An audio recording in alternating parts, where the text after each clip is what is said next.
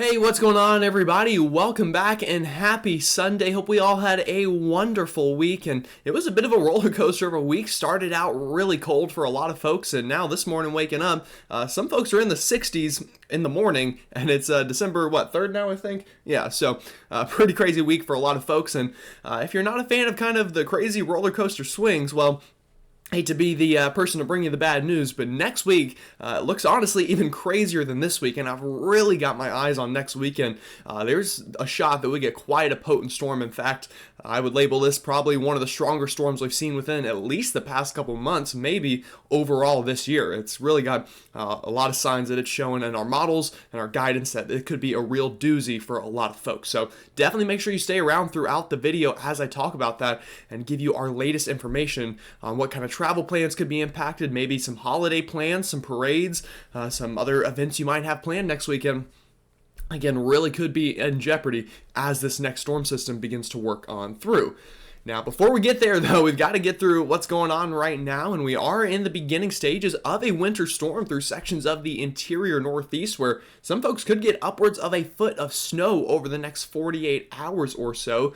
And after that moves on through, then we've got a couple clipper systems that are going to bring some mountain snow, potentially as far south as the Smoky Mountains in North Carolina, through the next 4 or 5 days. And then after that, again, all eyes turn to next weekend where, I keep saying it, but really got to keep eyes on that one. And it's going to be a very busy week. I'll just let you know ahead of time. Alrighty, I will mention one more thing here at the beginning. Again, thank you for joining me, and if you are new here to the channel, it means a lot. Thank you for subscribing, and if you're not already subscribed, definitely consider doing so. The channel's had pretty insane growth this week. I think we've gotten more than 20,000 views or so within the past 5 days or so. So just very impressive growth, and we're really trying to get to 2,000 subscribers here within the next couple weeks. So and we're already very close. So again, as I said, if you haven't already subscribed, definitely consider doing so. Make sure to hit the like button if you like the video, and as always, comment, let me know where you're watching from. Alright, now that I'm done kind of rambling on for probably longer than I should have, let's go ahead and get into that forecast. So, taking a look at satellite imagery out there, or I guess water vapor loop really is what we're looking at here.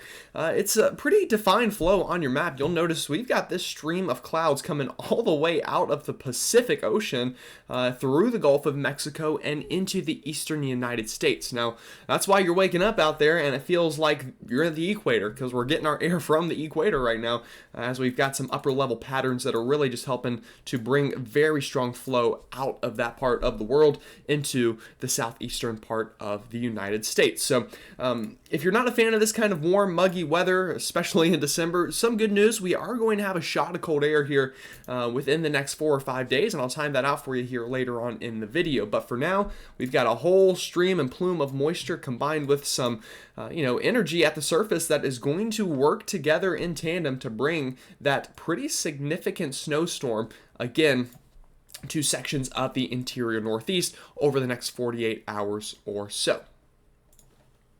Alright, so kind of giving you some ground level idea of what we're seeing out there, as well as our watches and warnings. Again, we're getting plumes of moisture here out of the Pacific with this very strong flow. So we're seeing some light to moderate rain through much of the Florida Panhandle, southern Georgia, the low country of South Carolina, and even the sandhills of North Carolina. And then other than that, just a big old mess of precipitation up here into the Midwest and sections of the Northeast. Now, a lot of this is already falling as snow, especially up here through Wisconsin, Michigan. If you're watching me from that part of the country, let me know if you've seen any snow out there on this Sunday. I'm sure you probably are through much of those areas. Now, zooming into the Northeast a little bit, again, most of this is still rain, but as it runs into these winter weather advisories and winter storm warnings we have in effect up into the interior Northeast, it's going to very quickly turn to snow, and it's going to snow for a while. Honestly, we're going to see snow falling pretty regularly over the next 48 hours or so through much of Vermont, New Hampshire, and especially up into Maine, where again we could get upwards of a foot of snow for a lot of these locations. Alrighty, so let's go ahead and time that out for you with our latest radar imagery projection from our NAM model this Sunday. Going to kind of move this out all the way towards about Tuesday or Wednesday is what we have radar for on this model. So that's how far we'll go out here before we have to switch to a different model, and we'll break down some other stuff there after we look at this one. So again, right now, just a whole lot of rain through much of the kind of I-95 corridor from Boston all the way down to Philly, and kind of all spots in between, just seeing a good old-fashioned soaking rain today. But again, once we get into the interior Northeast, watch this blue kind of take over through much of Vermont, New Hampshire, and Maine, and also still some of that blue up here through Michigan and Wisconsin, as we're seeing some snow back that way as well.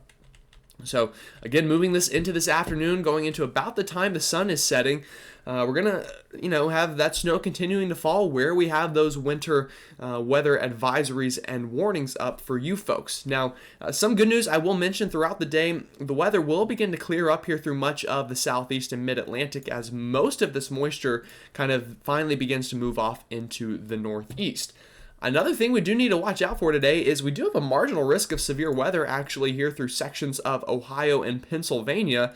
All that due to this piece of energy up here. It's got a lot of wind energy behind it. So we cannot rule out the potential of a brief isolated tornado and some strong damaging winds at the surface, maybe even a little bit of hail, as we do have some cold air aloft here as well. So kind of timing that out a little bit. Watch these kind of storms fire off on the backside of this low. You're kind of getting these squalls of storms, again, coming in off of the Great Lakes there, through sections of eastern Ohio and western Pennsylvania. So make sure you do have a way to get those watches and warnings in that part of the country today. Again, you don't expect it in December, but just really an unusual pattern that we're seeing right now through much of the eastern half of the country. All right, moving this ahead further into tonight, that snow continues into the interior Northeast, maybe breaking out as far west there as upstate New York, getting there into the northern half of the state, and again, continuing to snow in Vermont, New Hampshire, and Maine. Outside of there, though, overnight, still just some scattered showers south of there through Pennsylvania, New York State, along the I-95 corridor, still seeing scattered showers throughout the overnight. And by the time we're waking up tomorrow, again, still an all-out snowstorm ongoing through much of Maine, becoming a bit more scattered, I will say, for places like Vermont, New Hampshire, upstate New York. That precipitation slowly begins to wane throughout the day Monday, and it becomes more of a snow shower event tomorrow throughout much of the day Monday through sections of the interior Northeast. Now, outside of there, we are going to get a bit of a short wave or a clipper system like to kind of revamp itself back here into the southern part of this trough here. So again, we've been talking about troughs on the channel pretty consistently here. It's just this kind of elongation of this low pressure, or a trough axis as we call it. And that helps to allow enough divergence aloft that convergence at the surface takes over, and we get some precipitation. So again, a clipper system here moving on through our Monday afternoon through sections of the Ohio River Valley. I'll back that up even a little bit into Monday morning here. Again, kind of just swings out of the Great Plains and allow some precipitation to form. So could see a bit of a showery day through Kentucky, Indiana, Ohio, Tennessee, and eventually that precipitation hits kind of the Appalachian chain here going into overnight Monday, and that combined with a secondary trough axis or shortwave or clipper system, whatever you want to call it, is going to come swinging in right behind that one for our Tuesday afternoon, and that's the one that's really going to bring some impressive northwest flow to the mountains. So again, just to kind of summarize the next couple of days, backing this all the way up, a lot of snow up into the interior Northeast with rain south of there through today, through our Monday afternoon before that begins to wane. And we have to watch a couple short waves swing on through the Appalachian chain from about North Carolina up through the Virginias and Pennsylvania. Also on the back end through the day Tuesday, still expecting some scattered snow showers through much of the Northeast as cold air settles in behind this weekend rain and helps to allow some lake effect snow. All right, so again, that's kind of the snow and rain map over the next couple of days. Let's take a look at some of those snowfall totals now out of this big old northeast snowstorm. And again, upwards of a foot of snow very likely, especially in these higher elevations of New Hampshire, Maine, into sections of southern Canada here, also getting a pretty healthy dosing of storm. Lesser amounts once you get here into upstate New York and into kind of sections of western Vermont there, maybe more of 1 to 3, 3 to 5 inches, but really the people that are going to be the most impacted are going to be through much of Maine and northern New Hampshire. Again, with a lot of that snow falling. And taking a look at those impacts, we do have up to moderate, even isolated spots with major impacts from this winter storm here through much of the heart of Maine. So if you're watching from Maine, let me know. I haven't seen many comments from Maine, but I'd love to gauge that, see if anyone is watching from up there. Definitely a beautiful state Maine is, and it's going to be really beautiful after all this snow falls. Just got to be careful if you're traveling through some of those kind of back roads. Don't want you slipping and sliding all over the road. Alrighty, so that's kind of, this weekend's snowstorm in the Northeast. Let's time out these two clipper systems in the Appalachians a little bit more here, because this will likely be the first pretty big northwest flow event of the year, or at least of the winter, I should say, for this part of the country. So again, Tuesday afternoon, we talked about some kind of just scattered wintry precipitation with some areas of potentially some light snow and lake effect into the Northeast. Those two clipper systems, though, the first one here, kind of, dives into the Appalachian chain by the time we get into overnight Tuesday and into our early morning hours of Wednesday. So you'll notice some scattered areas of some snow here into those higher northwest facing slopes. Maybe even a little bit that tries to get over the mountains and into a place like the DMV. Maybe some light snowfalls, but nothing too crazy. But that northwest flow really picks up overnight Tuesday into Wednesday, throughout the afternoon Wednesday, and then finally wanes going into Wednesday evening. So again, this is going to be a good 24-hour block of some natural snow chances and some snow making chances for those ski resorts up there. And looking at totals, I think 3 to 5 inches is going to be pretty widespread through much of the West Virginia mountains, with a dusting upwards of 1 to 3 inches down towards the Smokies. Isolated spots could hit half a foot of snow here, especially up into West Virginia, where I think we'll have the most of that moisture to kind of wring out. Alrighty, so we're about halfway through this video here. We're going to switch gears now and talk about this big time storm next weekend that I'm seeing on the models. They've been sniffing this one out for a while, and there's a lot of agreement. So anytime we see this much agreement about that 7-day out time frame, we really got to watch it. So what I'm going to show you are a couple different maps that show us energy in the atmosphere as well as cold air in the atmosphere. And I'm going to get a little nerdy here on you as a meteorology major studying this. This is all kind of fresh on the brain. So if you want to skip kind of the nerdy part of all this, I'll put a timestamp below that gets to more of what the impacts will be and not so much what's going to cause this. But if you're a weather nerd like me, definitely stick around for this part as we kind of dive into this a little bit. All right, so let's go ahead and get right to it, I guess. So this first map we're going to look at, I show very often on the channel. This is a 500 millibar height anomaly map. So what this shows you basically is how high up is halfway in the atmosphere in terms of mass compared to what it normally would be. So blue means we have lower pressure than we normally do, and the reds kind of mean we have higher pressure or kind of some ridging compared to what we normally do. So kind of moving this ahead just to show you some real life examples of what we're seeing right now. Actually, let me refresh this page. It looks like it's not wanting to load very well. There we go. So again, this is going into the next couple of days. Watch these little areas of blue. This is going to be some cold air or some denser pressure or some higher pressure at the surface, I guess, due to that density of the cold air that moves on through the next couple of days. So this is what is going to allow those pieces of energy to bring some of that northwest flow, those clipper systems, and just some colder air in general along the East Coast during the kind of middle part of this upcoming week. Again, you can see that pretty well here. And actually, let me move my face back to the other side so you can see it even better. Sorry about that. Again, here's that blue on the map indicating those colder temperatures in the east going through the middle of this coming week. Now, after that, though, you'll notice we've got a really big block of red here on the other side. So, again, this blue is what we call troughing. This red is what we call ridging.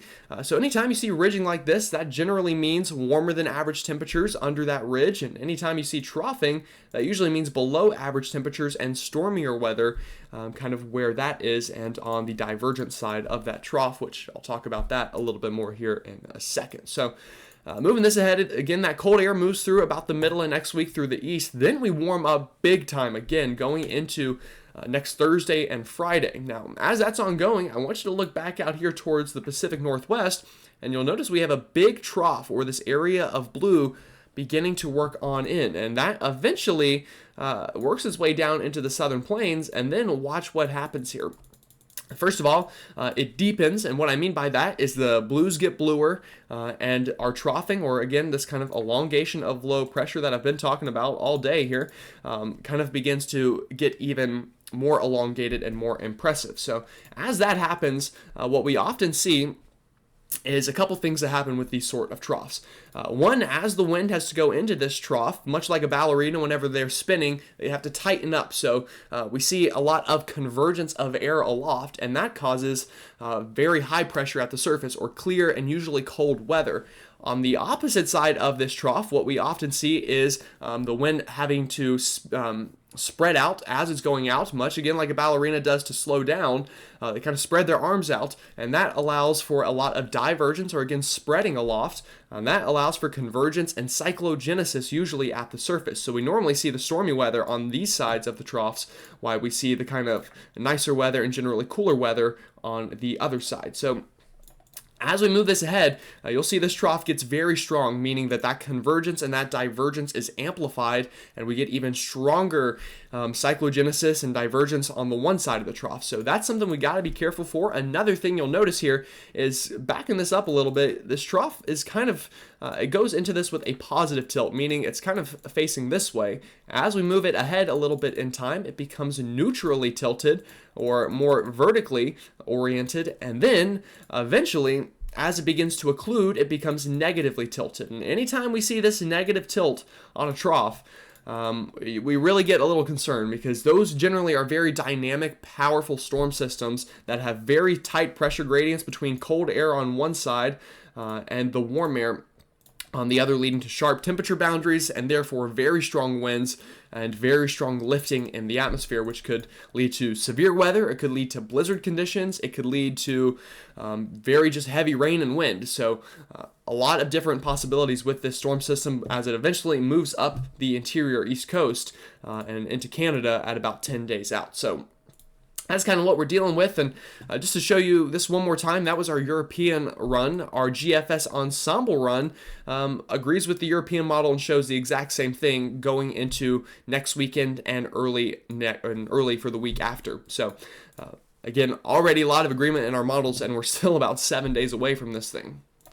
Alrighty, so one more map I am going to show you here, or I say one more map, another map I'm going to show you here is our relative vorticity map. So this kind of shows us a lot of what the other map did. It shows us troughing and ridging, but also just kind of shows where the energy is a little more closed off in the atmosphere. So just to again give you some real life example, here's one piece of energy, here's another. You'll notice how these two kind of just move on through. These are actually those clipper systems we're seeing for this coming week. So there's Monday afternoon moving through the Appalachian chain, and then there's the other one going into Tuesday and Wednesday that brings some more snowfall.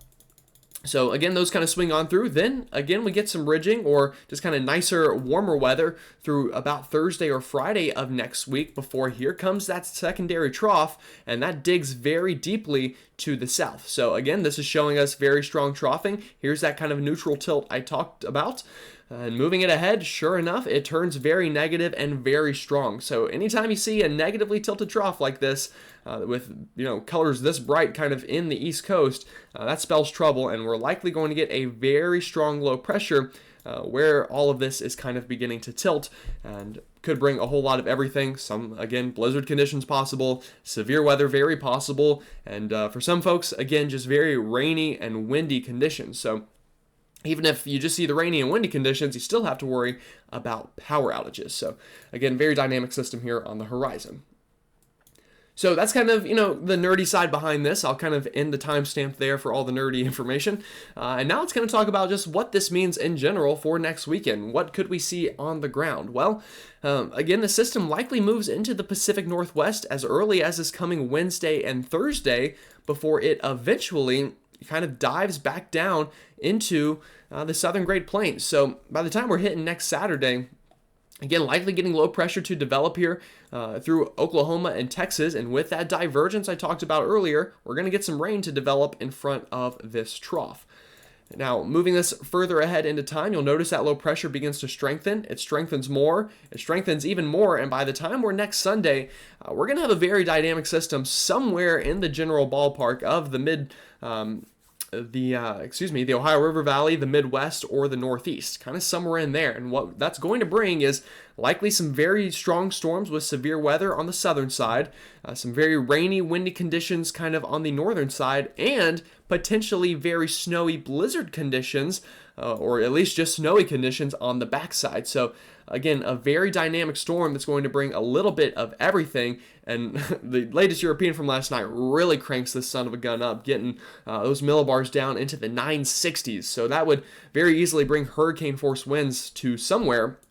Again, that where still a lot to iron out, but the main point of what I'm showing you right now is just what we could be dealing with. Kind of maybe ignore the exact locations and impacts a little bit, but just take in the overall idea that this is going to be very impactful for somebody. And as we go through this week ahead, we'll be able to iron out who that somebody is even better. So talking about each threat a little more individually here, we'll start with the severe weather, looking at instability in the atmosphere during next week. Well, again, here we go. Here's that instability combined with very strong wind shear. I'll tell you, anytime we get a system that's negatively tilted, the wind shear is usually off the charts. So if we should get that to overlap with some of this instability through the southern half of the country next week, we could have some big time severe weather problems very easily. The other side of this, I'm sure more of you probably care about, is the snow side of it. Again, too far out to really know who's going to see snow, but the best chance of seeing it during next weekend is likely going to be here through the Great Plains, into the Ohio River Valley, up into sections of the Northeast. It's also possible maybe that gets as far south kind of down here as Kentucky, maybe Tennessee. Anytime we get these frontal systems, a lot of the times that cold air is able to catch up to that precipitation, especially whenever you get negatively tilted systems. So that's possible. Maybe we get another big northwest flow snow event out of this on the backside. Our models seem to like the idea of that here through potentially sections of North Carolina mountains back up through West Virginia. So again, a lot of details to iron out, but just be on your guard and have a way to get notifications. So again, you can always hit that bell for notifications, a little plug there. Again, just make sure you're staying up to date as we continue to forecast this storm system. Now, one more thing I will show you before I end this video, as this one is getting a little bit long, but again, a lot of information to talk about, are these temperatures. So again, it's really warm out there right now. Honestly, uncomfortably warm, at least here in Charlotte where I live. Temperatures about 20 degrees above what they should be this time of year, which is very kind of crazy to think about. Now, again, that warm air will last a little bit, but eventually comes crashing back down through much of the East Coast going into next Tuesday, Wednesday, and Thursday. Or I should say really next Tuesday, Wednesday, and potentially into next Thursday, but likely by the time we hit next Thursday, that warm air comes rushing back in, and by the time we hit Friday afternoon, much warmer once again through the Great Plains, the Ohio River Valley, into the East Coast, and it warms up big time ahead of that next front before that front comes on through and brings temperatures crashing back down once again, going about 7 to 10 days out. So again, a lot of very dynamic things ongoing with this upcoming storm system, and of course I'll keep you updated, and as I've said plenty of times in this video already, I'm sure, a great way to stay updated is of course by subscribing, hitting that bell for all notifications, liking the video so these show back up in your feed, and of course commenting also helps to kind of keep these videos recurring in your feed, and I'll definitely get a video out every day to keep you folks updated as we get into this very busy time. So yeah, that's really all I've got. Again, this video went longer than probably it should have. I like to talk a lot, especially whenever we get into the nerdy side of things. Pretty easy to ramble on for a long time, so I apologize about that. But again, if you enjoyed the video, let me know, and I hope you all have a great rest of your Sunday and your week, and I'll see you all tomorrow.